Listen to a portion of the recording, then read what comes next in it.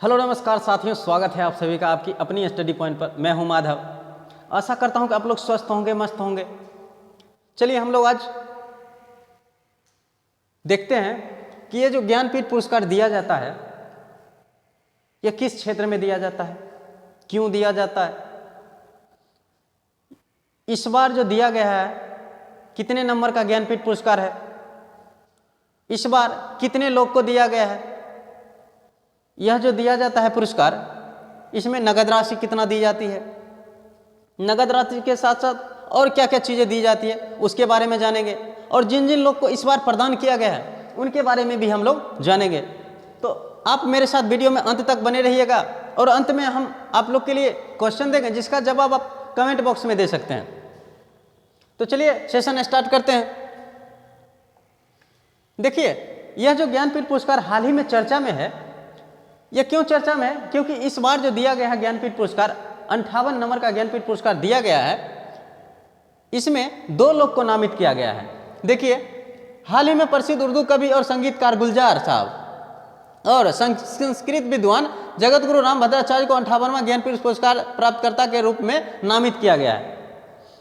ये जो जगत गुरु रामभद्राचार्य हैं इनको और गुलजार साहब को इस बार 58वां जो ज्ञानपीठ पुरस्कार दिया गया है इसके लिए नामित किया गया है। उसके बाद आगे देखते हैं। देखिए, ज्ञानपीठ पुरस्कार के बारे में जानते हैं हम लोग कि ज्ञानपीठ पुरस्कार क्या है। देखिए, यह भारत के सबसे प्रतिष्ठित साहित्य सम्मानों में से एक है। यह जो ज्ञानपीठ पुरस्कार है यह कह रहा है कि भारत के सबसे प्रतिष्ठित साहित्य सम्मानों में से एक है। उसके बाद देखिए, यह भारतीय ज्ञानपीठ द्वारा प्रदान किया जाता है। यह जो सम्मान है भारतीय ज्ञानपीठ द्वारा प्रदान किया जाता है। इस भारतीय ज्ञानपीठ की स्थापना जो है 1944 में किया गया था।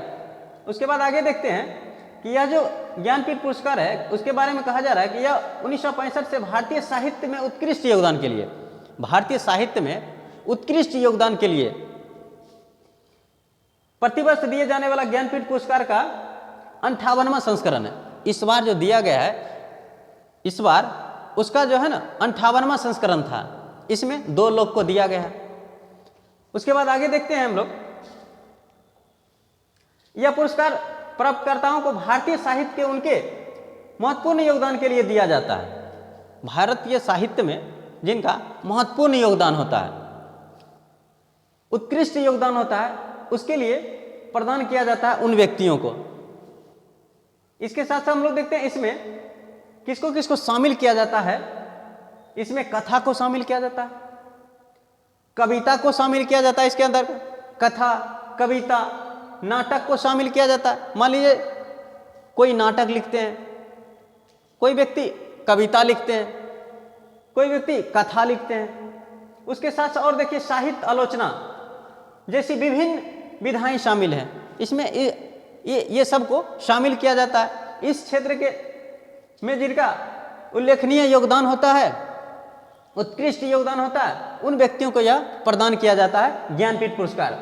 उसके बाद देखते हैं इस पुरस्कार में 11 लाख रुपये दिया जाता है। इस पुरस्कार में जो दिया जाता है जिन व्यक्तियों को, उन व्यक्ति को नगद राशि के रूप में 11 लाख रुपये दिया जाता है। उसके साथ साथ वाग देवी की प्रतिमा दी जाती है।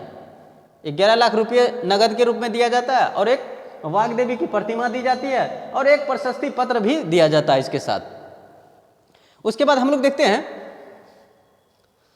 कि गौरतलब है कि गोवा के लेखक दामोदर मोजे को 2022 का प्रतिष्ठित पुरस्कार मिला था। 2022 का जो दिया गया था वह गोवा के लेखक दामोदर मोजे जो थे उन्हें प्रदान किया गया था। उसके बाद आगे देखते हैं। देखिए, गीतकार गुलजार के बारे में हम लोग जानते हैं कि 89 वर्षीय गुलजार के नाम से मशहूर संपूर्ण सिंह कालड़ा को हिंदी सिनेमा उनके काम के लिए जाना जाता है। इन्हें हिंदी सिनेमा में भी लोग जानते हैं, इनके काम के लिए इन्हें सराहा जाता है।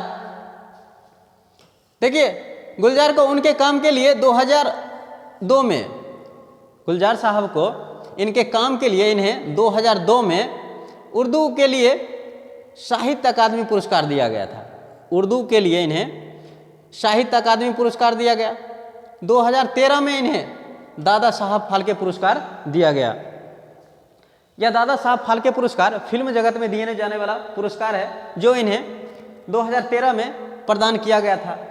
उसके बाद कहा जाता है 2004 में पद्म भूषण और कम से कम 5 राष्ट्रीय फिल्म पुरस्कार भी दिया जा चुका है इन्हें बहुत सारा पुरस्कार मिल चुका है। उसके बाद आगे देखते हैं उनके कुछ बेहतरीन कामों में फिल्म स्लमडॉग मिलियनेयर जो फिल्म है उनमें जय हो जो गाना है, जय हो गाना है शामिल है, जिससे 2009 में ऑस्कर पुरस्कार, ये जय हो गाना जो इनका है इसके लिए इन्हें 2009 में ऑस्कर पुरस्कार और 2010 में ग्रैमी पुरस्कार से नवाजा गया है इन्हें। उसके बाद देखते हैं कविता में उन्होंने एक नई शैली, ये जो कविता लिखते हैं गुलजार साहब, इन्हें कविता में एक नई शैली का आविष्कार किया है इन्होंने, जिसे हम त्रिवेणी शैली कहते हैं। इसमें 3 पंक्तियों की कविता लिखी जाती है, इसमें 3 पंक्तियों की कविता लिखी जाती है जिनका आविष्कार इन्होंने ही किए हैं, जिन्हें नई शैली के रूप में इन्हें त्रिवेणी शैली का नाम दिया गया है।